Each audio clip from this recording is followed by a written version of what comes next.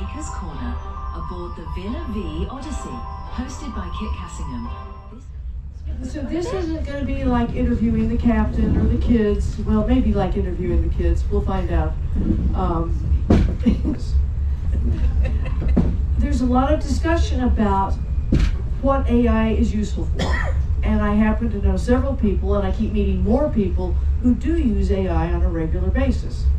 So I thought it'd be fun to have a panel discussion to learn how do some of our residents actually use AI in their work. And for those of you who don't know what AI is, it's artificial intelligence. There's a joke in there somewhere. The joke is it's more artificial than intelligence. Yes, no doubt. So with that in mind, I'm going to let these people introduce themselves so they're going to talk about how they use AI. I'm giving them like 4 minutes. This is their grand elevator speech. Then I'm going to ask them some questions to get a little more in-depth, things they may not have thought of telling you, or things they told you and I didn't listen to. And then you guys get to ask questions, and Sharon, who's in the beautiful white blazer, will pass a microphone around so you can ask to the microphone. So with that in mind, Celia, would you start, and I'm going to call you out and say, I know you just attended recently an AI conference, so we'll expect to hear some of that later, but first you get to talk about how you use AI. Okay, elevators, so it'll be quick. At work, we have a lot of data, we have a lot of documents, and as a company, we spend a lot of time, we used to spend a lot of time having to look through documents and find out the information and send people to things. And when AI, when large language models started becoming a thing that came out, so you started getting ChatGPT that became quite popular. A lot of people started using ChatGPT, and it was a real concern for us because then, unless you get a bought version, they use all the information that you put in there potentially to train their models. So if you wanted to put your thesis into ChatGPT, you don't know if it'll pop up in somebody else's search. You have no idea. So you want to get the bought version so that you can say, well, switch that off, so that it doesn't train. But we still would have our data then flowing across to other countries. Now, you may not be aware, but countries like South Africa and Europe and so on, European countries, do not want any data outside of GDPR or appropriate countries. So the US is the worst possible place. I cannot get a client if I have any data of theirs I'm going to put into the US. They will not sign with me. China, Russia, North Korea, I mean, there are a lot of places. So just switching off the training data wasn't good enough. So what we did is we created these walled gardens. A walled garden basically means that you can point at the space and it's completely private. It cannot get outside. It's a completely walled garden. We now use those walled gardens mostly for large language model kind of behavior. So asking things like, we get a request for proposal, the RFP, and they usually come and they're like 100 pages long and they ask the same freaking questions that everybody else has asked. And so now what we do is we just point it at AI, we say, just fill it in for us. And it goes off and it looks at previous documents in our environment that spoke to this thing and just populates it. Now, if we put that information out on the internet, we'd have a major issue potentially. But because it's all inside a walled garden, we're able to do quite a lot. We don't get our employees to read policies and things anymore.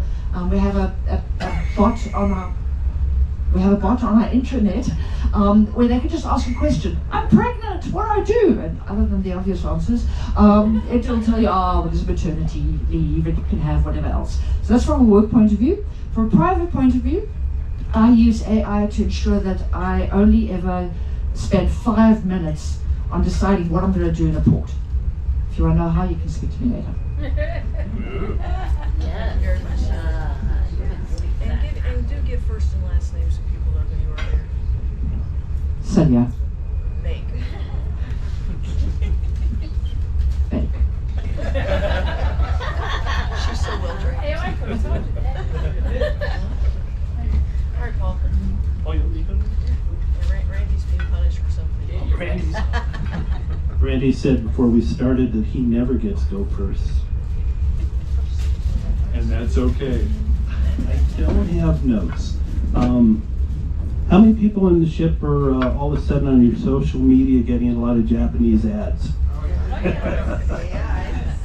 Quite amazing. I'm always tickled pink by that. My name is Paul Montoya. My background for 50 years was in radio and television broadcasting. And AI came about, and it was really quite fascinating. The first thing we used it for, that I used it for, was actually doing press releases. How many people have done a press release on ChatGPT or something else like that?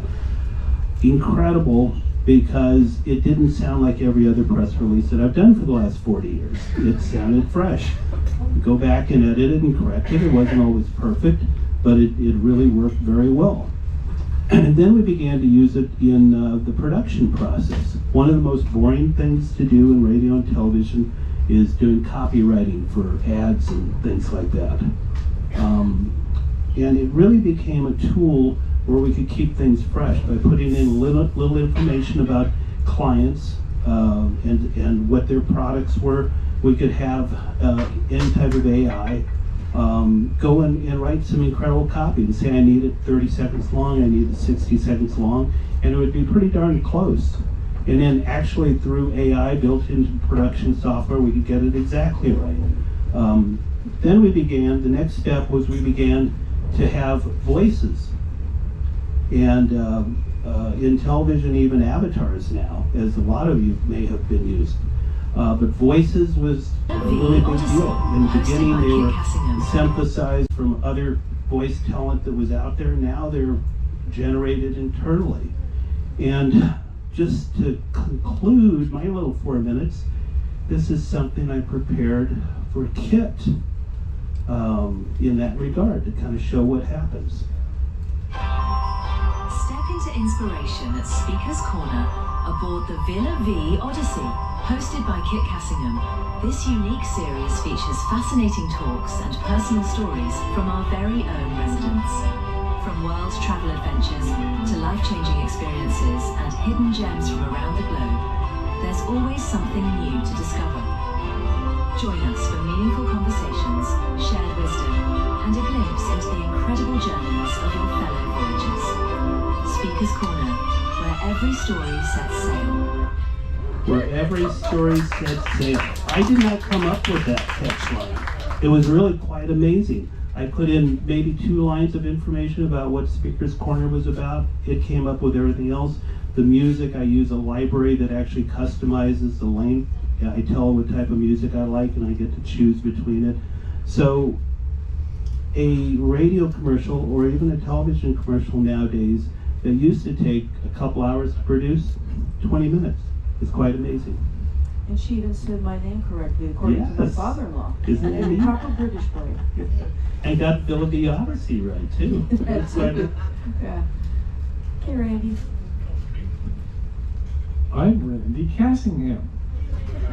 He doesn't say it right, though. As you probably, Cassingham, okay, fine. You probably know I'm a writer, but I do not use it for writing. Hold it to your mouth. Yes, ma'am. Is that better? Yes, it is. I don't use AI for writing, except for very limited circumstances, and if I do, I actually say, the following is from ChatGPT or whatever, because I wanted to see its take on this subject, and then I'll say, and this is where it ends, so that it's very clear that it's not my writing. But what I do use it for is, for instance, I'll look for an update on a story. I'll just paste the story in and say, did this ever go through the court process? Did this person get found guilty? What can you find for me? And it not only gives me a summary, but it will also give me links to where it got the information so that I could go look at it myself. Because if it says somebody was found guilty and went to prison, I want to look at the source and make sure that's what it really says. Because if I say that without checking that, then I could get in trouble. So I also, in the last 24 hours, have written a very extensive article about the tsunami and how it affected us and why were we safe being at sea. Why doesn't the tsunami rise up until it gets to shore, things like that. How do we know what time it's going to get to Hawaii? And so I was able to ask it questions and get information and good sources for that information so I could write that article. And when I was done with it all, I took it all and pasted it back in and said, do I have any typos in here? Do I have any factual errors? And it found some things, including one section I accidentally had pasted in twice. It's like, oops. And it's a fairly long article, and I just hadn't noticed I had done that, and it did. If I have a grammar question, I'll ask very quickly, why ask AI? Why not just look it up on a grammar site? Because it's faster.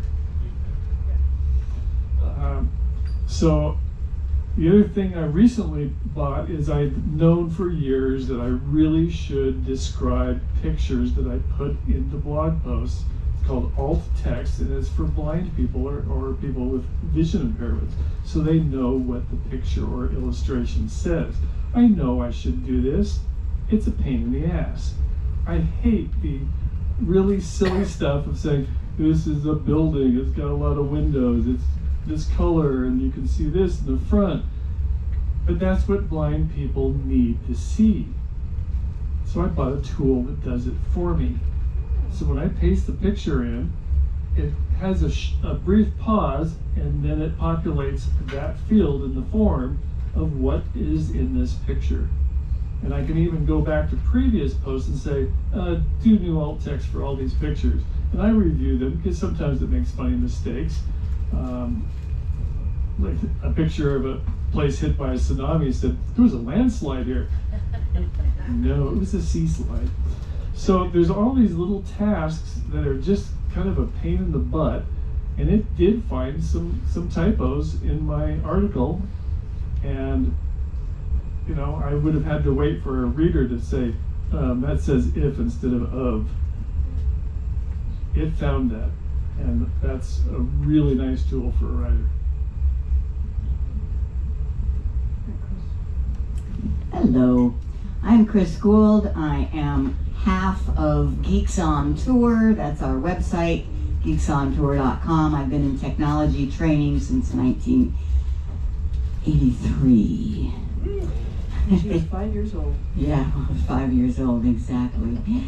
And I have been using artificial intelligence for at least 10 years because it was 2015 that Google Photos came out.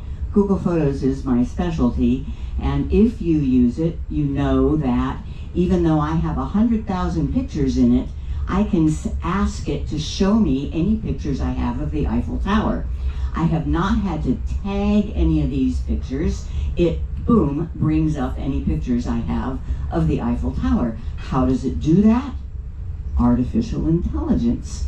Now, I bring that up first just to let you know that artificial intelligence has been around for a long time. It's built into so many of the technology products that we use already.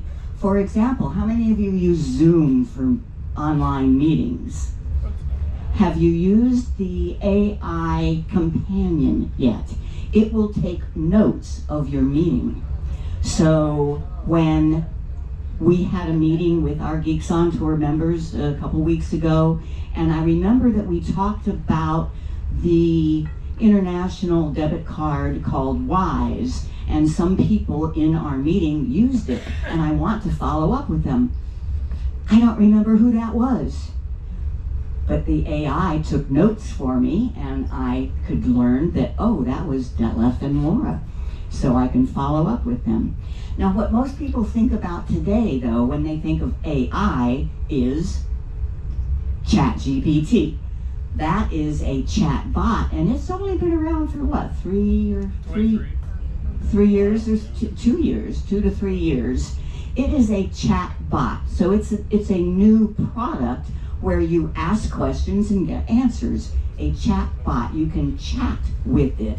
It is not the only one now. Google has Gemini. Perplexity is a third-party one, and it is really, really good for research. Claude is another independent one. It's really good for writing. Copilot is Microsoft's chat option.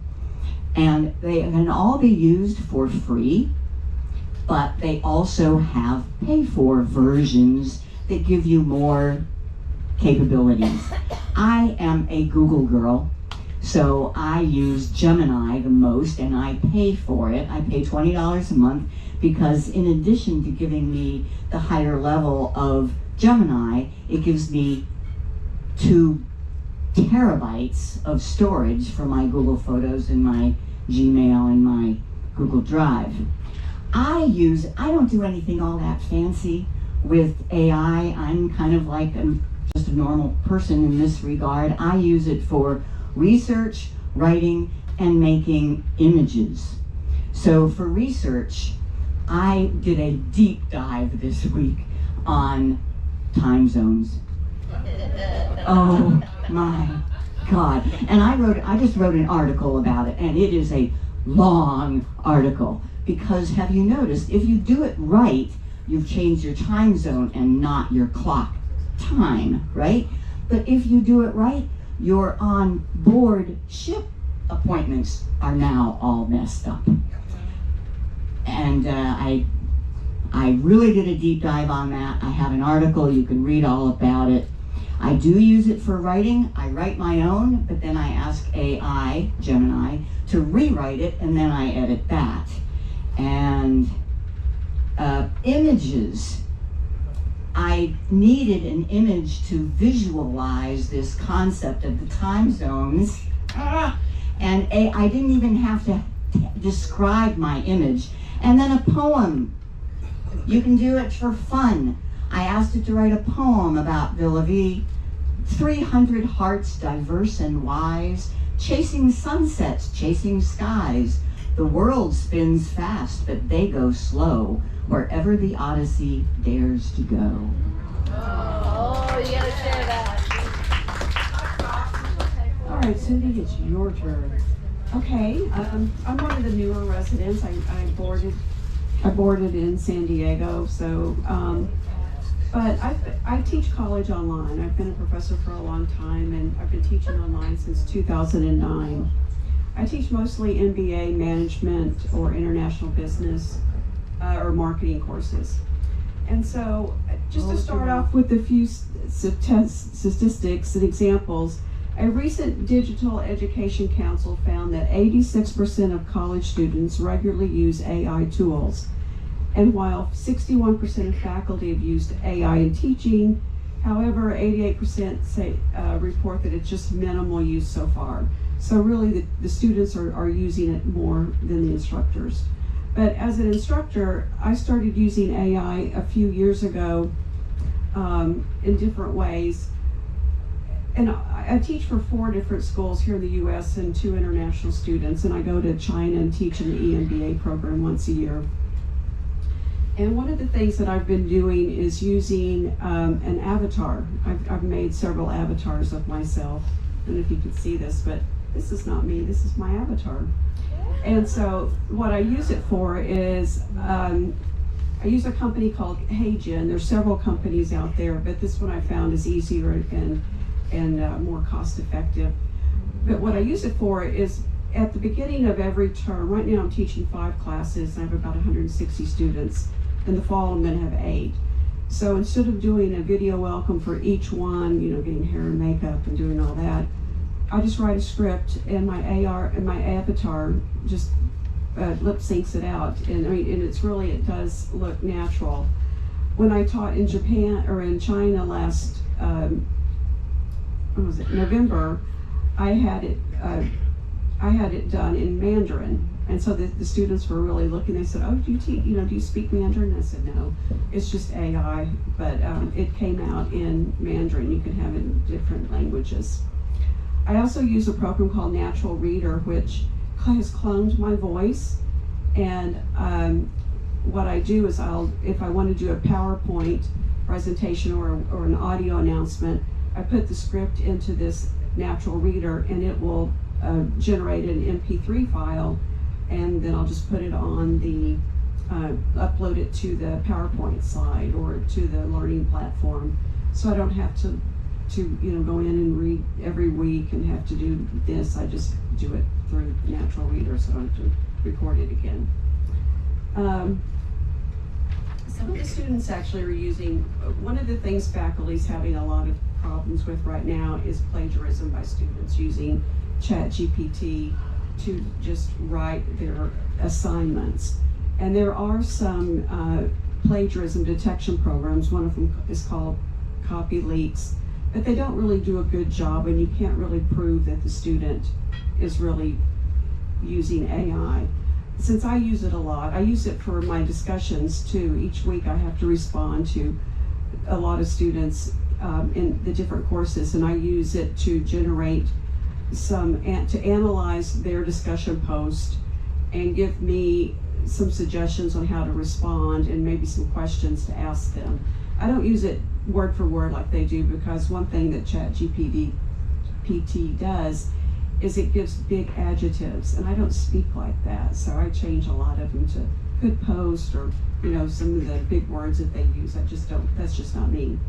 So and it sounds more natural that way anyway, instead of using all the big words that it generates. But those are just some of the ways, and I think it has cut down on my stress level for sure. And it's probably 40% of my workload. It's now I'm more productive with it, so I'm using it. Great. Okay. Several of you have mentioned things that you're doing, and perhaps we can get links to put in the recording or into the description later when I post it. So if you have links you want me to include, please send those to me. Anyway, Celia, what can you tell us about this AI conference you went to? Is there one or maybe two gems that you got for how people can use AI? So it was quite interesting because we had a lot of industry leaders there, which was amazing. And the general, although they are the large language models are just the first step in AI.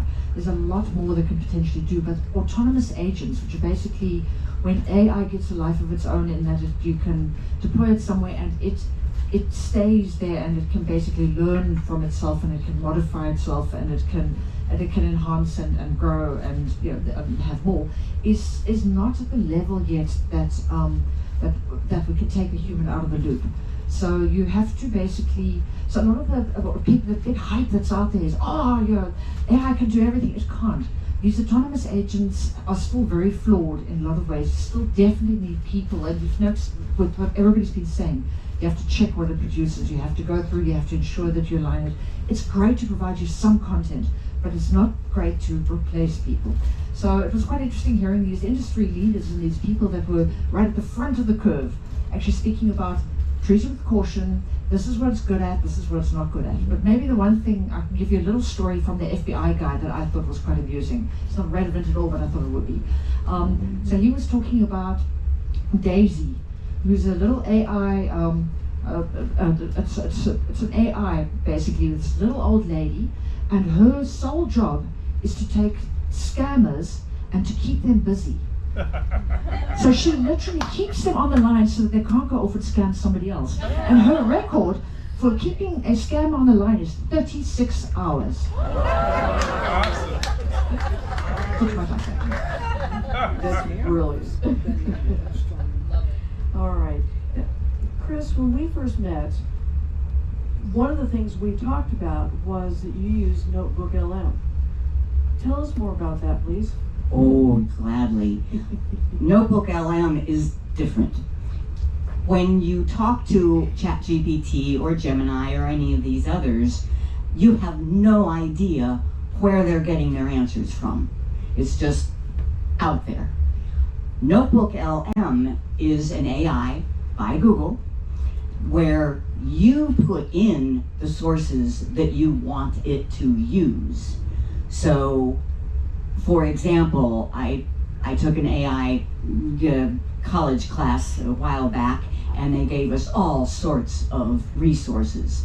I put those resources in to Notebook LM, and now I can just ask the questions. Or better yet, a Villa Vie Odyssey notebook in Notebook LM will have the terms and conditions page of the website. It will have Basha's document that is everything to do about everything you want to know about. I put that, and I put in some other things. Jim worked on it a lot too. So there are like 10 or 12 different sources in this one notebook called Villa Vie Odyssey, and we can ask any question then. And we know that the answer is coming from those sources. And then, this is the freaky part. It's kind of a party show, but Notebook LM will create a podcast. So I put in information about Randy. I put in his, you have a Wikipedia page, right? I put in his Wikipedia page, I put in a page from his website, and then I said, okay, talk about this. And you hear a natural sounding man and a natural sounding woman talking about Randy Cassingham, but all of the information it talks about is from those sources. Yes, it's fun. Yeah, that was a great It's interview. really fun. Great interview. Good, thanks. Paul, how many different AI did you try or use before you settled on any one? Or I don't know how many AI do you use, and then how long did it take you to settle those? Well, quite honestly, I mean, probably the first AI I used was probably ChatGPT when it came out. But I will say since then, there's probably, in my regular everyday workflow, I bet there's probably 7 or 8 AIs that I use for different purposes. Excuse me. Some of them are for copywriting. Some are for general organization, some are for research. A lot of them are for different types of production. The ability to produce graphics and even animated graphics through AI now that looks incredibly realistic is a big part of it. There's multiple companies doing a lot of this also. So it really depends what the purpose is. I've got some very specialized things that I do, as I think everybody on this panel does.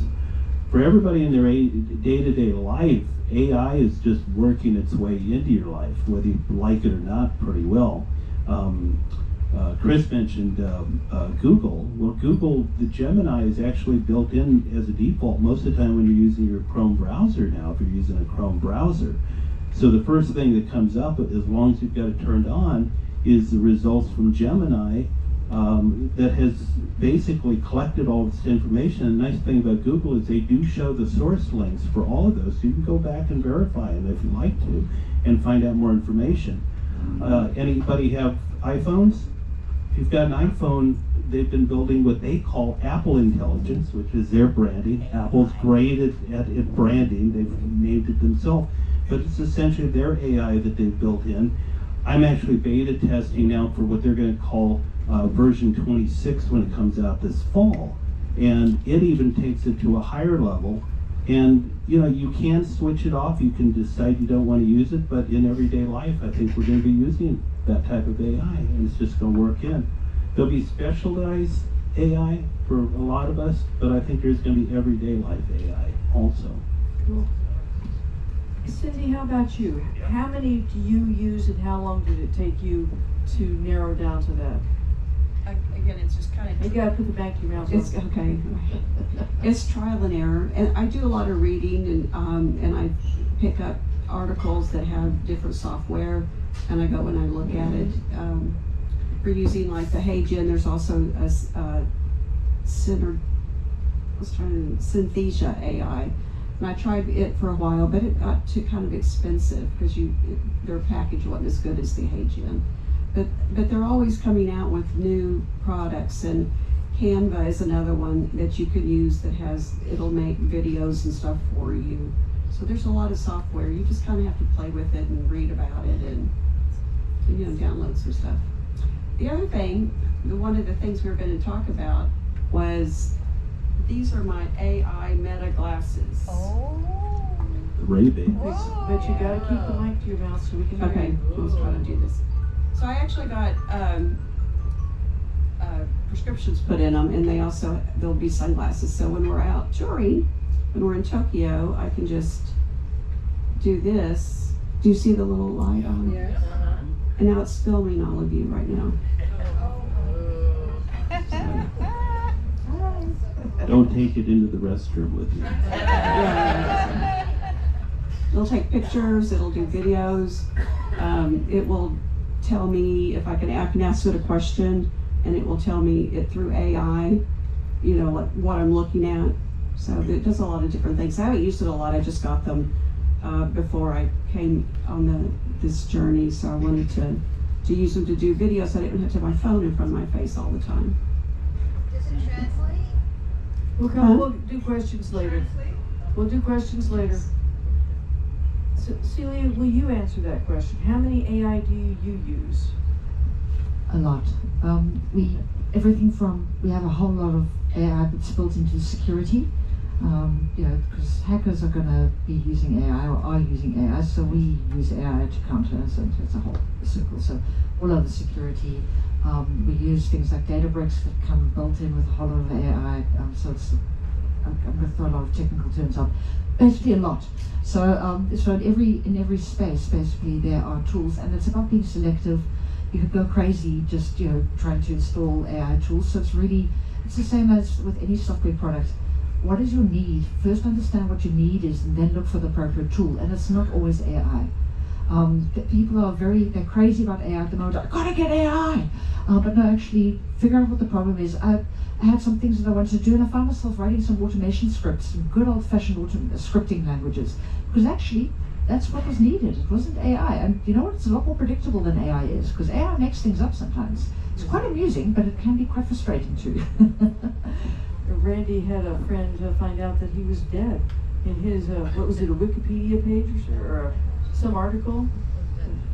It was actually Dave Barry, who typed in what happened to Dave Barry, and he said, oh, he died. And so I thought, that's an interesting question, so I asked it, and it said, he moved on to a residential cruise ship. So I posted that, and I said, AI likes me better than you.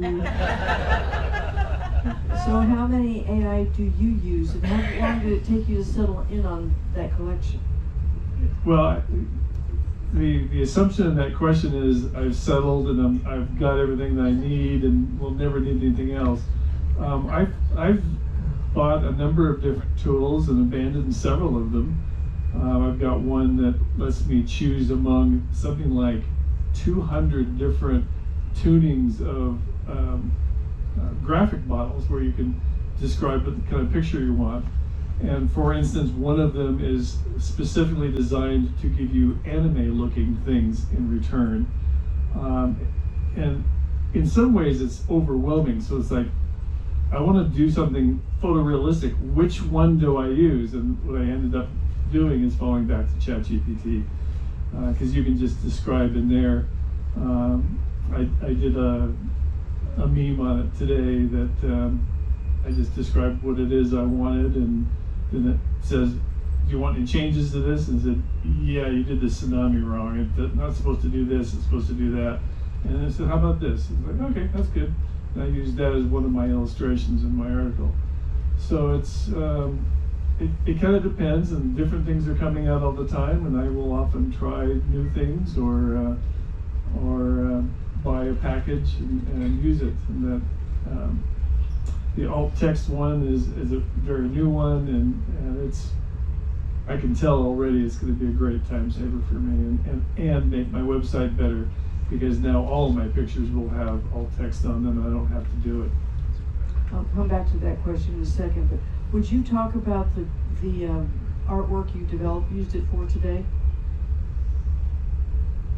You're talking about the joke? Yeah.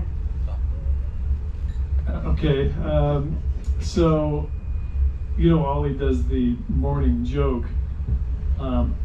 I thought the thing wrong with his jokes is that they're not on brand, so I wrote my own joke, which I'm going to go ahead and tell.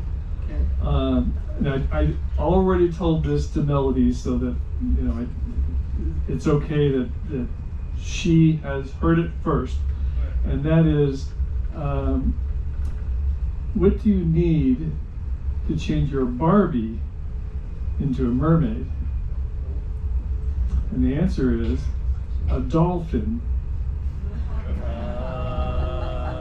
See, that would be a good Ollie joke, and it's on brand.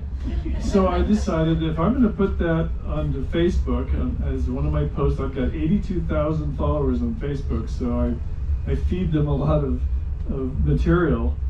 So I decided to get ChatGPT to make me a Barbie mermaid. And I actually told it, use her hair to cover her plastic breasts. And so one bit of hair came down this side, and this side had a whole bunch of hair growing out of her breast.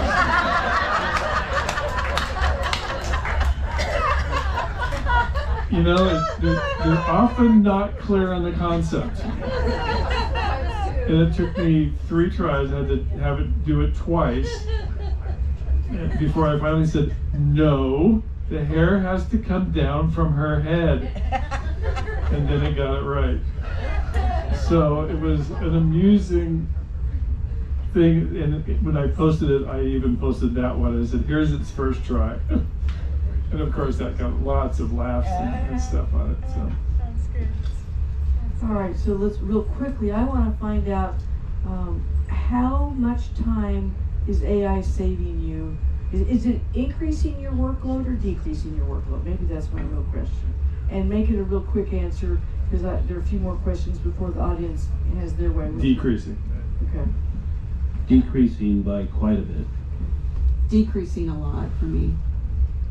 Maybe 50-50, because it decreases the things I do, but then I need to research all of it so that I can tell the people who listen to me what. I know I'm the most technical person here, but probably only about 10%. Okay, what? That they need to hear the variety of answers. Cindy, would you talk a little more about the development of your AI and its voice and how you use that? You touched on it. Can you, in like a minute, say more? The avatar or just cloning my voice? The combination. Well, there are 2 different programs. The avatar actually, what you do is you give it like a 2-minute video of yourself, and you can have different looks for it. And then you just write the script, and the software takes it and makes your avatar, go like this and be natural looking. The other one, the natural reader, where I've cloned my voice, that's because I don't want to have to talk over all of the, the slides each time. And I teach in Saudi Arabia, and I have a 2-hour live session every couple of weeks there. But I'm not on camera, so what I do is I just record those PowerPoints. I can only teach women in Saudi Arabia, and a lot of them at nighttime are with their families. They're logged on, but I know they're not there because they're cooking dinner or whatever. And so I just to save time, I just have recorded all of those with natural reader, and I just play them, and it sounds like I'm just giving the PowerPoint presentation.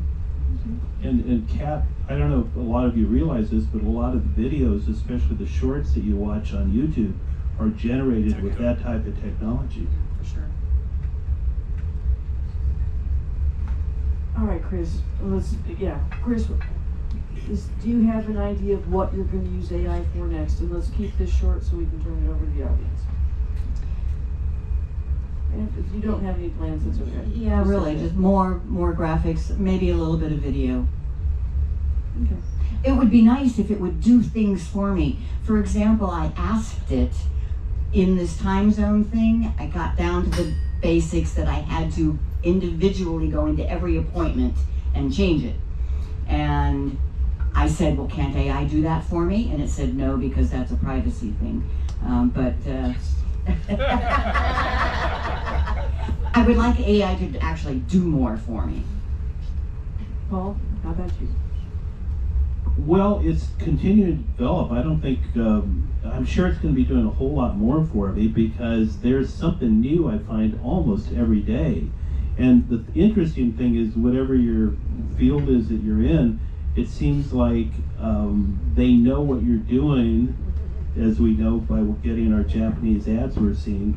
And it'll show me new products all the time in the different areas that I currently subscribe to. So I think it's just going to continue to get better and better. There's things that I'm doing right now that I wasn't doing a few months ago when I boarded the ship. So it's always changing. So I'm sure there'll be more tools, and we'll get more creative with ways to use it. It'll probably replace me at some point, though. Okay, cool. That'll be fun. You can spend more time with Lynn. Yeah, that's like that. Celia, do you have one thing you want it to do that it's not doing for you yet? Oh, she's very good. It's not able to run on its own and properly automate things yet. Well, I'm like a new program. No, Oh, so, that you want it to be so automated. I I want see. an autonomous agent, and it's not ready yet. And there are great things that you can do. Like, for instance, if you want to do research, or if you want to do kind of validation checks or things like that, where it's okay if it gives you false positives or false negatives or it misses things and so on, because you don't need it to always be 100% accurate. And in those cases, I think there's a lot that we're doing as a company, and there's a lot more that we're going to be doing, because you literally wanted to just say, see what you can find, and whatever it's got is useful. And even if it is, even if it's wrong, it's still, if 1 of 100 is good, that's been a useful exercise. So I just wanted to get from 1 in 100 to 99 in 100, so I could be more productive. But I'm looking for autonomous agents that can genuinely run on their own. Then I will be a happy camper. All right. I actually want it to grade papers for me. There is a program that I've tried, but it doesn't really come back with a lot of feedback. But so I still have to grade papers. Oh well. A lot. And I look at the new offerings and think about, is this something I need? And that's how I found that alt text thing. What I need next, I'm not sure. They're coming up with new things, and I can say, oh, that would be cool. And we'll find out. Sharon, you want to come get the microphone? And it's time for the audience to ask questions. So let Sharon know if you have one, and let's ask away. And mention who you want to answer. Well, this is a general question, but how long does it take you to correct the mistakes that AI creates? So Celia sort of suggested she wants it to do things. Well, if you read about it, you hear about AI programs that deleted somebody's database that they were using, and it takes a while to fix mistakes that it makes. Your image with the hair growing out of the breast, wonderful image, by the way. But how long did it take you to correct the AI to make the image what you wanted it to be? And was it actually more time than if you had somebody, if you went on Google Image and said, give me this image? It's a lot faster. It took me 5 seconds to say, no, this is how I want it. And it might take it a minute or two to actually draw it all out, but meanwhile I switch screens and do something else. I actually did it on my phone where I looked at it and went, no, and I didn't even look at it again for about half an hour, and by then I was back to my computer, and it's the same thing on both my phone and the computer, so it was there waiting for me when I was back. So literally it took me, 30 seconds to tell it what I wanted to change. Is Siri or Alexa connected to AI? Yes. Absolutely. Randy, say the microphone. 100%. I mean, if you just think the language recognition in itself is AI. So being able to understand the words we're speaking and know what we are saying is in itself AI, so yes.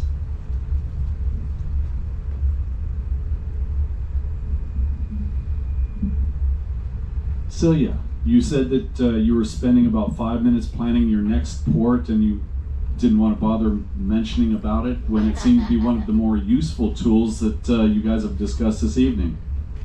Could you enlighten us? Okay. So it's very simple. Literally, I've developed a prompt. So prompt is just a couple of paragraphs where I describe Zenzo and me, describe what we love, our preferences, our activities that we enjoy, and just generally the kind of stuff that I would look for if I'm doing a search. And then I have it's a standard prompt, and I throw it into AI, and I say, okay, I'm going to be in, I don't know, Osaka. What can you find me there? And it will come up with an itinerary of about 7 to 10 days, full of things. I tell it, don't worry about food or drink or accommodation, don't need that stuff. And then it ignores all the other things, it just gives me a whole lot of things. And then literally I will scan through it and say, okay, this is interesting, this is interesting, this is interesting, pop it into my Google Maps, kind of plan it out. Literally takes me 5 minutes to plan a port. And so this is just like Gemini or something like that? Any of them will do it. Any of them could do it. Microphone. And so that was Gemini or any of the AI models that were your... Lynn and I have actually, we used ChatGPT for Tokyo, and we did the same thing. We did a profile of ourselves. We even got to the point we're kind of picky eaters in what we eat. We're not sushi fans. So we put that in ChatGPT, said we were going to stay overnight 2 nights, and we need 3 days of itinerary. It not only gave us the information about what great things we'd like to see based on the profile, it told us the routing of how to get there, what trains to take, and everything. So it's quite impressive. First time I've ever used that, Rick. Let me add to that. There we go. And I was just going to say that if you pay for one of these things, you can actually have a chat open and come back to it anytime you want. It will remember your description of what you like and what you don't like, and then you could just say, I'm going to be in Tokyo next, same question, and then we'll just answer. You don't have to copy the whole prompt again. So there's a thing called, like if you go use Copilot, for instance, it comes standard on your Microsoft Edge browser, and it's a thing called Copilot Memory, which is not in your settings anyway, but if you actually open up a chat and you ask Copilot, what do you have on me? It'll tell you, oh, you're this old, these are the interests, these are things, and you can tell it, forget about that stuff. I don't want you to remember this anymore, delete that, and I want you to now add this to your knowledge about what I am. So instead of letting it figure out what you're about, you can actually modify it and tweak it to be who you want to be, basically. So literally just the way you do it is just go into your chat and actually say, what do you know about me? Chris would like to answer this question. Just a different take. When we were RVers, when Jim and I lived in an RV for 14 years, and at the end, when ChatGPT or Gemini was around, we would ask it to plan us a trip, and you could even get down to the details of saying, we do not travel more than 200 miles per day. So plan according, tell us how to get to there and there at no more than 200 miles per day. You've been talking about all the wonderful things that it can do in your lives, professionally, personally. When I hear the word AI, and correct me if I'm wrong, I have this fear of the negative side in my mind, if it's right or wrong, about the things that it can create, so we can't distinguish between what is accurate and what is made up to influence us in some of our choices. One of the things I've heard from any of the top AI experts is the best thing that could happen is multiple AIs. If we rely on one AI source, and maybe you'll collaborate on this since you've been to conferences, if we rely on one AI source, you're right, we're going to get we might get one set of answers by whoever programmed that AI. But if we have multiple sources and multiple ways of fact-checking, essentially, then we should be able to get the answers that are actually correct. And is there bias in AI? And I know we weren't going to get into this Kit, because we want to talk about the positive productivity. There is one person who was instrumental in starting AI was asked a question: Is AI going to be a good thing or a bad thing? He said it's an 80% chance it could be a bad thing and take over the world and kill us all. But he's betting on the 20% because he sees the productivity and what's happening right now. And Irene, I'll add to that for a long time we've had Photoshop and other things that can doctor pictures, and AI is an extension of that, so we'll figure it out or not.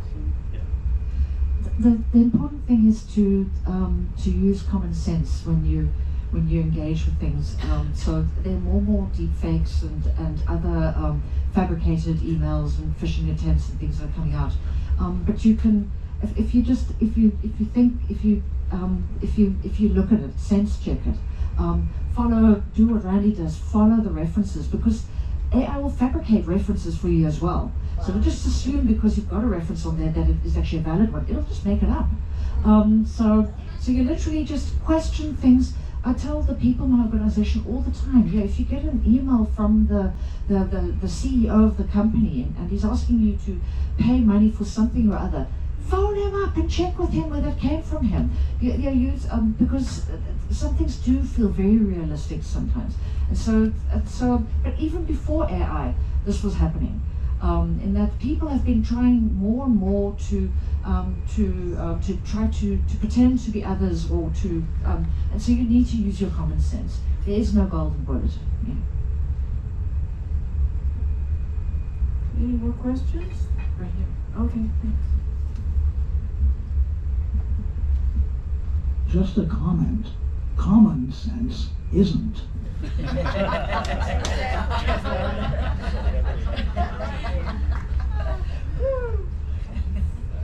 Have we covered it all for you guys tonight? Oh, Sharon, I see a question off to the back. That's right.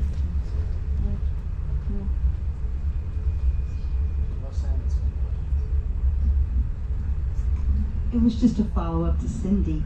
Those glasses, can you use it for translation? Thank you, for translation. You can, yeah, it will translate. I actually have it. I've watched a lot of Google or YouTube videos on it because I haven't used it because I just got them before I boarded, and so I'm excited to use them in Tokyo because I want to go out and and really use them and see. You can also do Zoom calls on them and take calls and everything. So Wow. we'll see. I don't know. Okay, there's another question.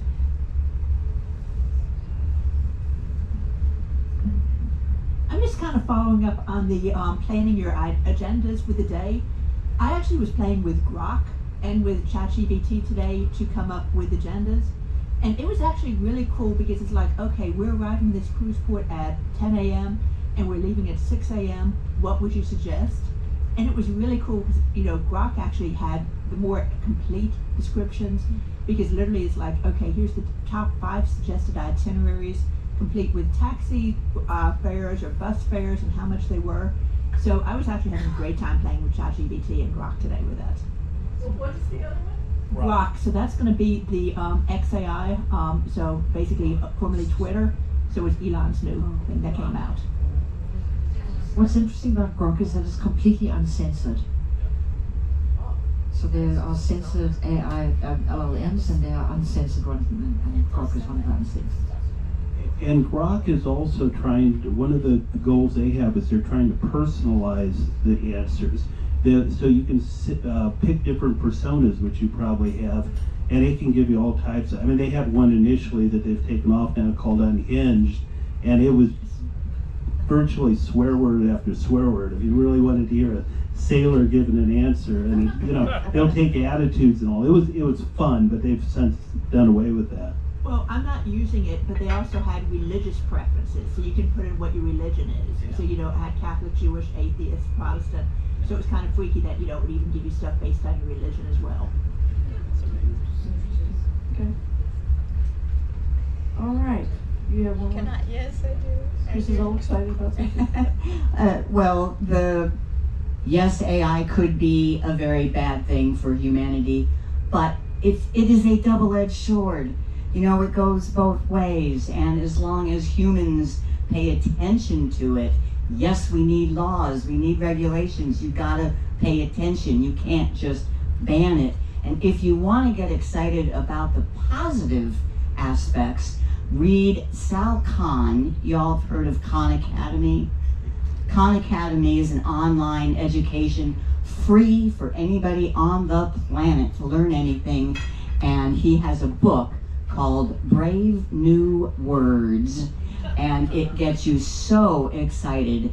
It is well known that students who have a private tutor do much better than other students. I mean, duh, right? But with human tutors, it's prohibitive. AI can provide that to everybody on the planet. Cool. Okay. All right. All right. Chris, I got a follow up for you. You said you put all the Villa Vie information in one in this program. Notebook LM. And one can ask questions. Are you going to put that online so we could use it? Word, yes. How about the poem? The poem. You want me to post that in a chat, in a WhatsApp? Sure. Okay. All right. I think we've wrapped it up pretty well. So our next Speaker's Corner will be on Tuesday, August 5th. And Chris Gould is going to talk about see your travels on a map using Google's My Maps. She's a Google girl, we've heard. I'm a Google girl. All right. Nicely done, Sharon. Oh, and one more thing. Thanks to Sharon. Oh, thank you, Sharon. How are you? There you go. And Jim. One more thing. If One I more could. thing, Thank you for please. indulging me. Kit. One other thing I used AI for Valentine's Day of last year is I wrote Lynn a poem, speaking of poems. And no, Lynn, I'm not going to read it. Trust me. I'm going to do one better. I've now put it to music. There are programs out there that can actually take your poetry, which was written by AI with my help, and it can mold it into a song. So our 38th wedding anniversary is on the 8th here, and I thought this would be appropriate, and Kit indulged me and let me do this. So if I can, if you need to leave, go ahead, but I'm going to play a song for my lovely wife. So.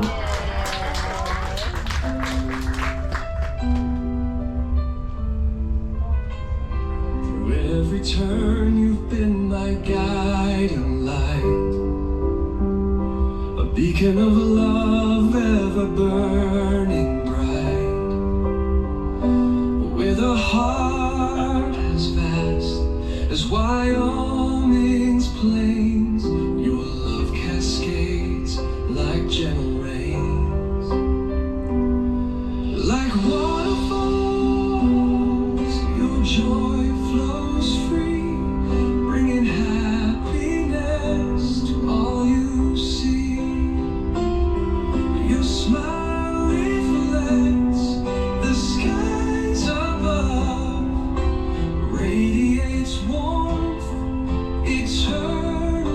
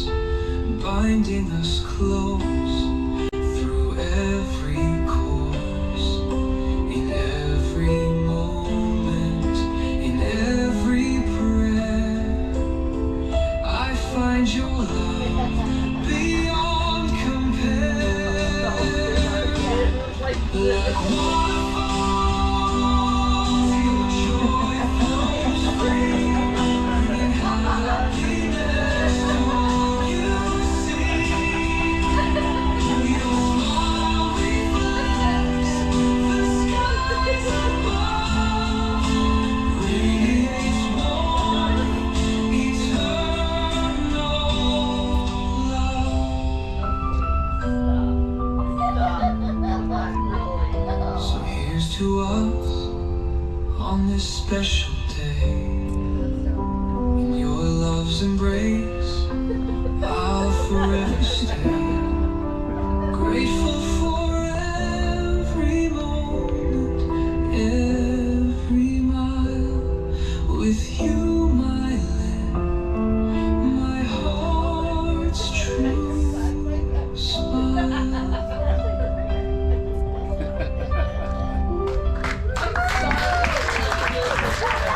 All a happy anniversary, darling.